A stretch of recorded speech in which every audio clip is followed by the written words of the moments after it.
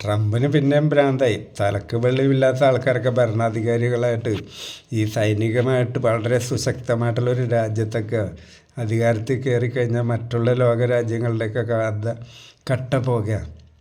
ഇപ്പോൾ പുതിയൊരു ലോകക്രമം കൊണ്ടുവരികയാണ്. ഇപ്പോൾ മഡൂറോനെ അറസ്റ്റ് ചെയ്ത് കാരക്കാസിൽ നിന്ന് കൊണ്ടുപോയി കഴിഞ്ഞപ്പോൾ പിന്നെ അടുത്ത കണ്ണ് ഗ്രീൻലാൻഡ്.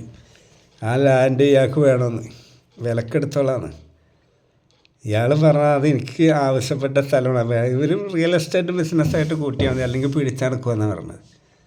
ഈ അറ്റ്ലാന്റിക്കിൽ ചൈനൻ്റെ റഷ്യൻ്റെ ഒക്കെ പ്രസൻസ് ഉണ്ട്, സൈനിക സാന്നിധ്യമുണ്ട്. അവർ ബ്ലോക്ക് ചെയ്യാനാണെന്നാണ് ഈ പറഞ്ഞത്. യൂറോപ്യൻ യൂണിയനൊക്കെ അപലപിച്ചിട്ടുണ്ട്. പക്ഷേ ട്രംപ് വെറുതെ ഇരിക്കില്ല. ട്രംപ് ഞാൻ പറഞ്ഞല്ലേ, പണ്ടാരോ പറഞ്ഞ ഈ ലോകം മുഴുവൻ അടക്കി ഭരിക്കാനായിട്ട് ഒരു തലക്ക് വെളിവില്ലാത്തവൻ വരും 20-ാം നൂറ്റാണ്ട് 21-ാം നൂറ്റാണ്ടാവുമ്പോൾ. ഇപ്പോൾ ട്രംപ് എനിക്ക് തോന്നണ ആ പറഞ്ഞ ആളാണെന്നാ. മിണ്ടാണ്ട് ഒക്കെ കണ്ട് നിൽക്കുക എന്നല്ലാണ്ട് ഇപ്പം നമ്മൾക്കൊന്നും റോളില്ല അതിൽ.